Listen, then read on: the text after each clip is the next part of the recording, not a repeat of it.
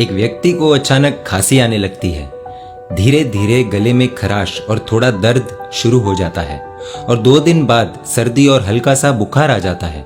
अब उसे लगता है कि कहीं मुझे कोरोना वायरस तो नहीं हुआ है, इसीलिए डॉक्टर के पास टेस्टिंग के लिए निकलता है। निकलने से पहले अपने घर वालों को एक बार मिलकर अपने दिल की सारी बातें बता देता है, क्योंकि क्या पता कल हो ना हो। टेस्टिंग करवाकर घर आता है। उसके बाद अपने आप को रूम में सेल्फ आइसोलेट कर देता है, क्योंकि अभी तक टेस्टिंग का जवाब आना था। अगले दिन अचानक एम्बुलेंस की आवाज आती है और जो पूरा परिवार नहीं चाहता था वही होता है। उस व्यक्ति को कोरोना पॉजिटिव आ जाता है।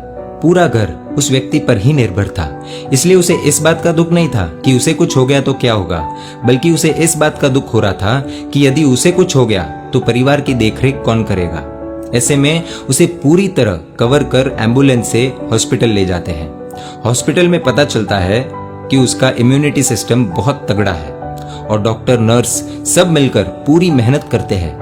उस व्यक्ति की रोज वीडियो कॉल पर घर वालों से बात होना, हिम्मत बढ़ाए ऐसी फिल्में दिखाना, चौतरफा इलाज होता है। अंत में ठीक 9 दिन बाद डॉक्टर फिर से टेस्टिंग करते हैं और शायद ऊपर वाला घर वालों की सुन लेता है। इस बार टेस्ट में कोरोना नेगेटिव आता है। सभी को नमन करते हुए हॉस्पिटल से निकलता है व्यक्ति। डॉक्टरों को खास धन्यवाद करते हुए कहता है कि आपने सिर्फ मुझे नहीं, मेरे परिवार को बचा लिया है। डॉक्टरों के भी आंखों में आंसू थे। जैसे कि हम सभी को पता है कि कोरोना में सबसे ज्यादा खर्चा तो वेंटिलेटर का ही आता है, तो डॉक्टर ने उस व्यक्ति के हाथों में बिल थमा दिया।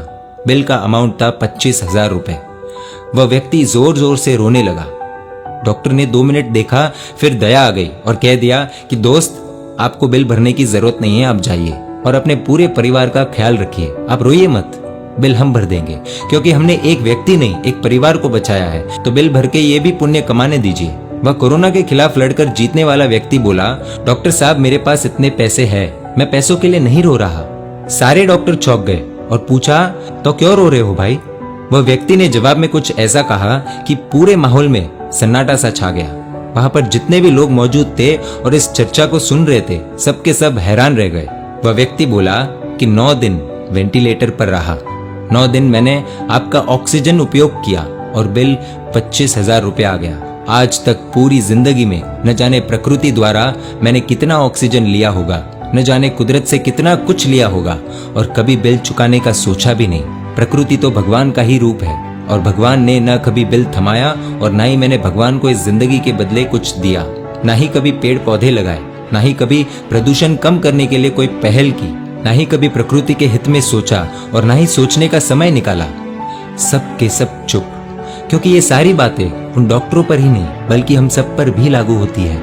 उस वक्त उस व्यक्ति ने प्रण लिया कि हर साल कम से कम 9 पौधे लगाऊंगा और प्रदूषण कम करने की पूरी कोशिश करूंगा। उस व्यक्ति के इस प्रण को देखकर डॉक्टरों ने और वहां मौजूद जितने भी लोग थे, उन्होंने भी वही प्रण लिया। दोस्तों, भले ही ये सच्ची कहानी ना हो, लेकिन इसके पीछे जो सीख बताई जा रही है वो हम सभी के लिए समझने जैसी है। प्रकृति ने आज तक हमें बहुत कुछ दिया है और देती आ रही है। आज थोड़ी सी नाराज है, कल फिर से शांत हो जाएगी, लेकिन क्या उसके बाद हमारा कुछ फर्ज नहीं बनता? इसलिए इस विषय पर सोचिए। प्रकृति का ऋण हम कभी चुका तो नहीं पाएंगे, लेकिन कुछ तो कर सकते हैं। दोस्तों, आपको क्या लगता है हम प्रकृति के लिए क्या कर सकते हैं? सोचकर अपना विचार कमेंट में जरूर लिखें और अन्य लोगों के भी जवाब पढ़िएगा, जिससे आपको आइडिया आएगा। प्रार्थना करते हैं कि आप सब सेफ है, घर पर रहिए, रूल्स फॉलो कीजिए। वीडियो पसंद आया हो तो शेयर जरूर कीजिएगा और ऐसी कहानियों के लिए emotional video stories page like कर दीजिए।